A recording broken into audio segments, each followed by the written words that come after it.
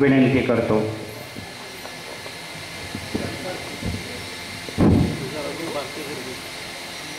गुरु ब्रह्मा गुरुर्विष्णू गुरुदेव महेश्वरा गुरु साक्षात परब्रह्म तस्मै श्री गुरवे नमः। श्री सद्गुरुनाथ दादा जगद्गुरु साईनाथ महाराज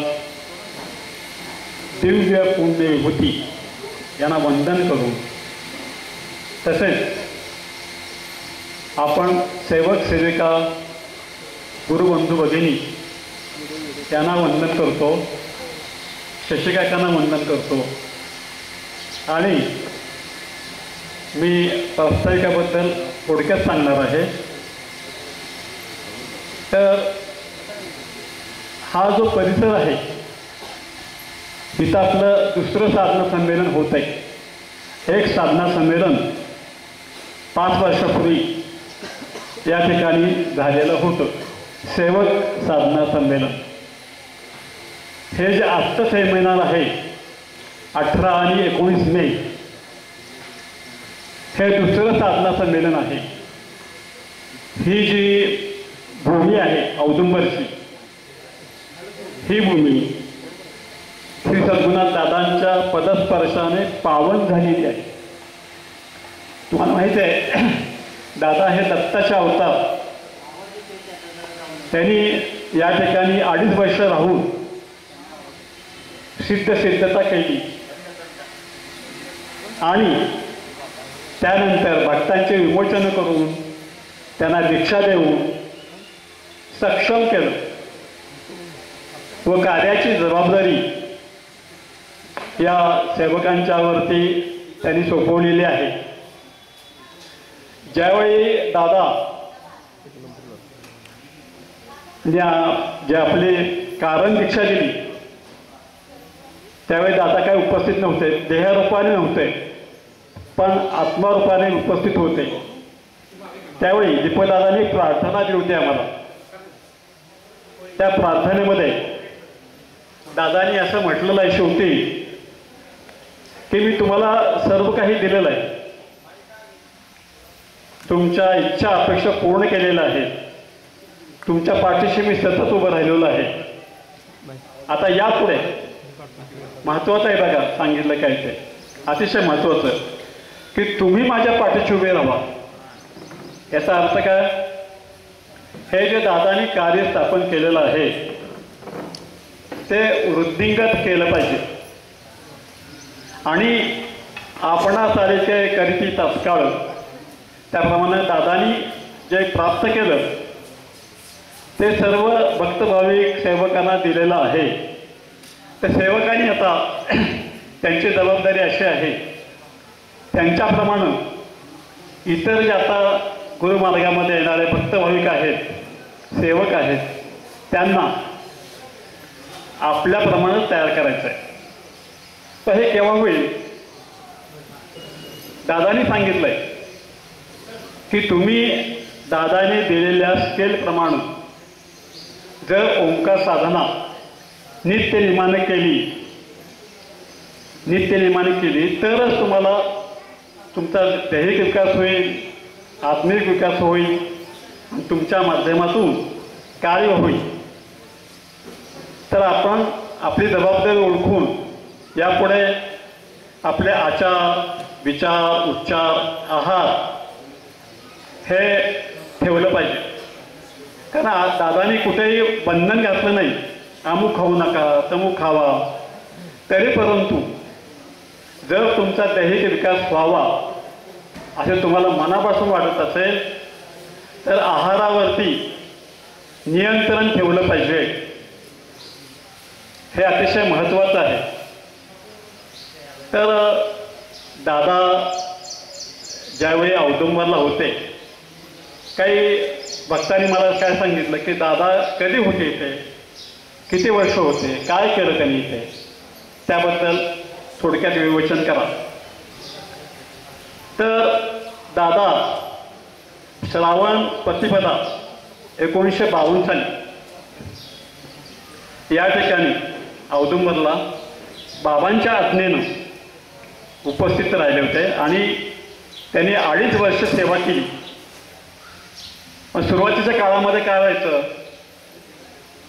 घरची आठवण यायची, कारण नुकतंच लग्न झालं होतं, एक मुलगा झाला होता आणि बाबांच्या आज्ञेप्रमाणे त्यांनी त्यांची पत्नी एकीकडे ठेवली, तिथलं कार्य जे होतं ते सामान एकीकडे ठेवलं, बाबांचा फोटो घर मालकांच्याकडे दिला पूजा करायला आणि दादा इथं आल्यानंतर पहिले 5-6 दिवस त्यांना झोप लागायची नाही, त्यामुळे उशिरा उठायचे.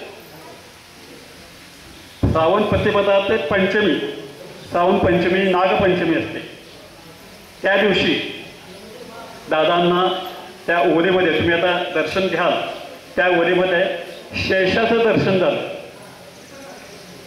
आणि त्यांना अशी जाणीव झाली, अरे तू जग उठल्यानंतर उठतोयस, जग जेव्हा झोपलेलं असतं तेव्हा आपण साधकाने उठलं पाहिजे. आणि ते दादानी त्याप्रमाणे आचरण सुरू केलं. त्यानंतर रोज पहाटे 3:30ला दादा उठायचे, स्नान संध्या सगळं आवरून गुरुचरित्राचं पारायण करायचं आणि हे पारायण झालं की पुन्हा दुसरं पारायण, असं कंटिन्युअस 2.5 वर्ष त्यांनी पारायण केलं. आणि बाबांनी काय सांगितलं, हे जे सगळे दोष आहेत ते अन्नातून येतात, तर तू 5 घरची माधुरी मागायची, जे काही अन्न येईल त्याचे 3 भाग करायचे, 1 भाग गाईला द्यायचा, 1 भाग जलचर पाण्यामध्ये फोडायचा मासे वगैरे यांच्यासाठी, आणि 3रा जो भाग आहे तो ओंजळ घ्यायचा, पाण्यात बुडवायचे ओंजळ पाणी ते अन्न आणि मग खायचं. त्यामुळे त्याची चव, खारट, मीठ, गोड काही लागायची नाही. असं दादानी 1 वर्षभर केलं. पुढच्या 1.5 वर्षामध्ये दादानी माधुकरी मागायचे बंद केलं. आत्मनिवेदनामध्ये उल्लेख आहे याचा. मग ते काय करायचे, गुरुजींच्या घरी फक्त 1 ग्लास दूध घ्यायचे किंवा ताक घ्यायचे किंवा 1 ग्लास सरबत घ्यायचे, सकाळी दुपारी एकदाच, दिवसातून एकदा. संध्याकाळी जेवायचे नाही, कारण महत्त्वाचं कारण अन्नातून दोष धारण होतात. त्यामुळं त्यांना जे काही सिद्धांत पद्धती अवलंबायची होती पुढे जीवनामध्ये, त्यासाठी त्यांना हे आहाराचं बंधन होतं.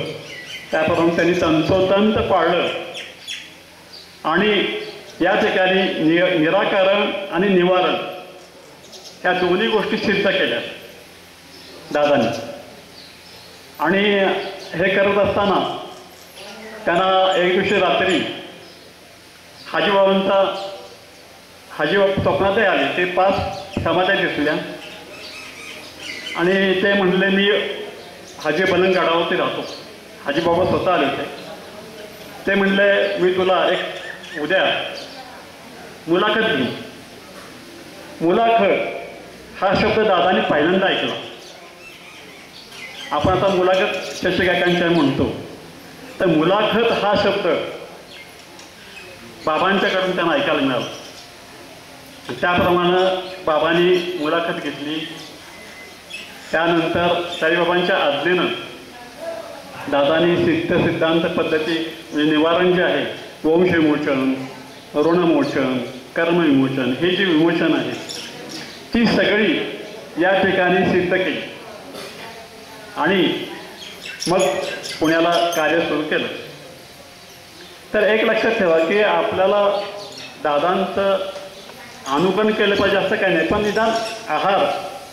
आता तुम्ही बघा, आहार आपण गेलो, तरुणी असले काही ऑर्डर देताना मला पिझ्झा पाहिजे म्हणतात का नाही, तर ते अन्न पचायला पण हा अवघड असतं. आणि शिवाय काय होतं, त्या अन्नातून जे रक्त तयार होतं ते दूषित रक्त असतं, त्याच्यामुळे तुमचे विचारही बिघडतात.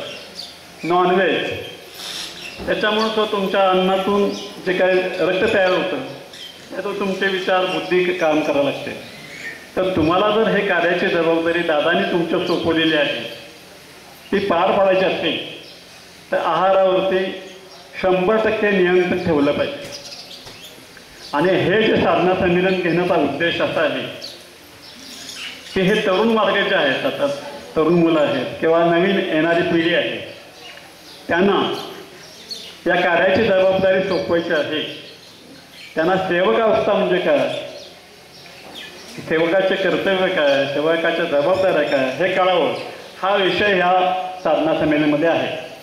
आजच्या साधना संमेलनामध्ये दादाने जी समिती स्थापन केली, श्री साई आध्यात्मिक समिती पुणे, त्या समितीचं कार्य,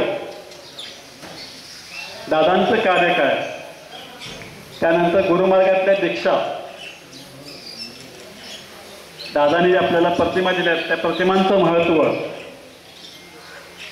सेवकांसाठी व सर्वांसाठी महत्त्वाचं निवेदन, सामूहिक आरती, सामूहिक साधना आणि सामूहिक प्रार्थना, याचं आपल्या जीवनामध्ये काय महत्त्व आहे. तसेच 6व्या संमेलनामध्ये दादांनी जे अमृतानुभव दिलेला आहे त्यांचा, दादांचा तो अमृतानुभव वाचन, त्याचं विवेचन आणि त्याच्याबद्दलचं मार्गदर्शन, ह्या इतक्या विषयावरती आज आणि उद्या शिक्षिका आपल्याला मार्गदर्शन करणार आहेत. तर प्रत्येकाने अवधान 100% ठेवून हे ऐका. तुमचा त्यात विकास होणार आहे. तुमच्या माध्यमातून दादांना कार्य करून घ्यायचं आहे, ते कार्य व्हावं अशी जर तुमच्या इच्छा असेल, अपेक्षा असेल, तर तुम्ही हे साधना संमेलन तुमच्या जीवनात अतिशय महत्त्वाचं आहे. कारण त्यांचं काकांचं वय बघितलं आपण तर 80 वर्ष चालू आहे त्यांना.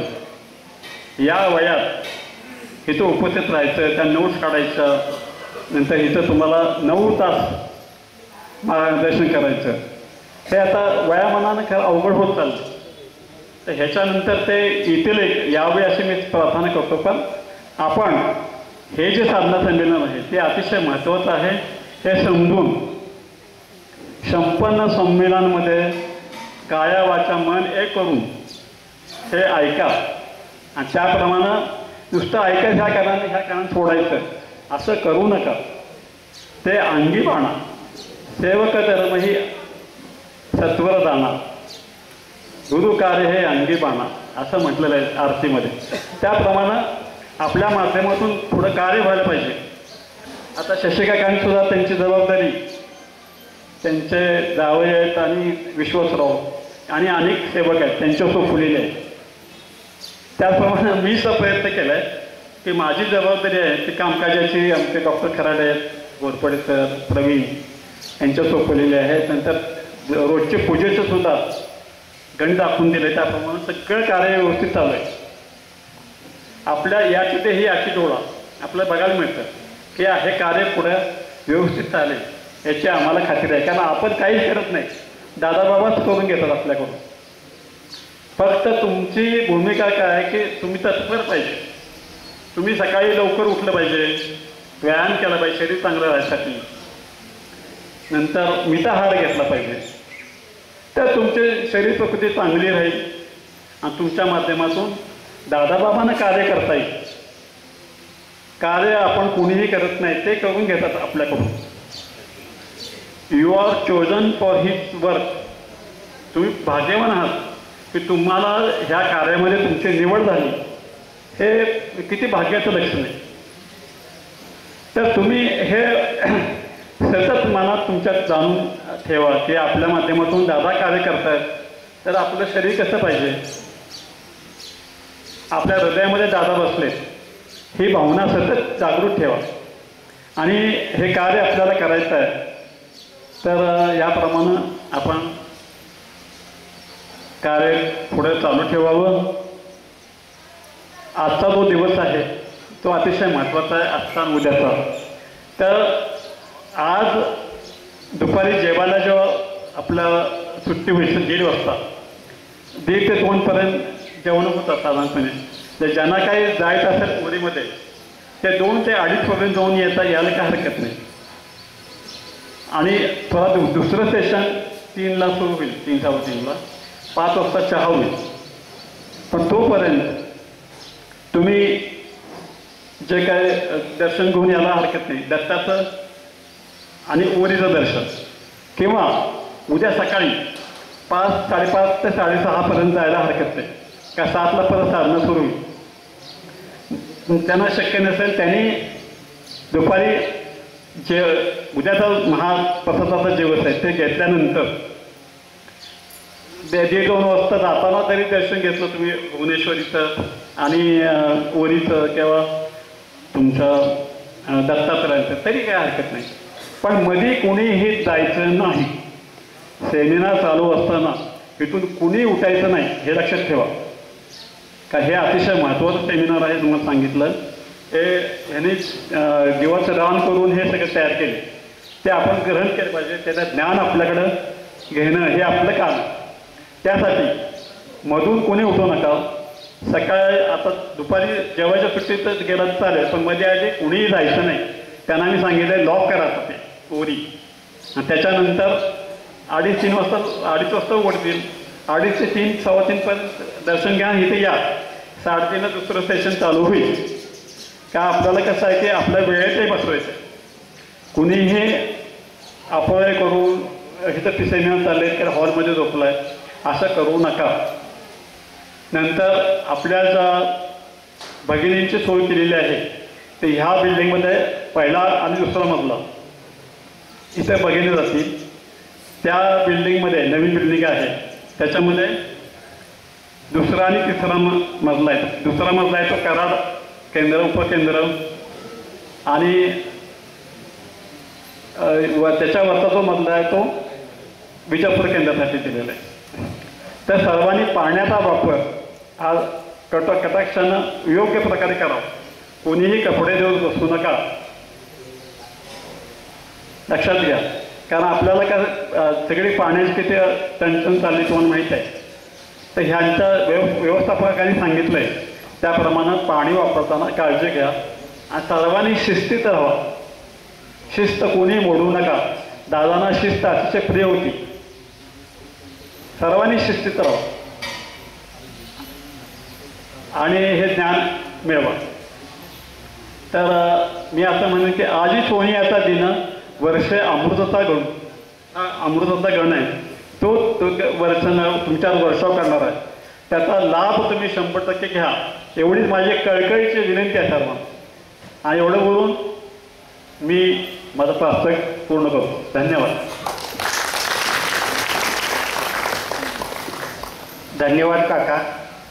आपण ज्या काही सूचना केल्या त्या सर्व सूचनांचं नक्कीच पालन होईल असं मी आपल्या सर्वांच्या वतीनं काकांना सुचवतो.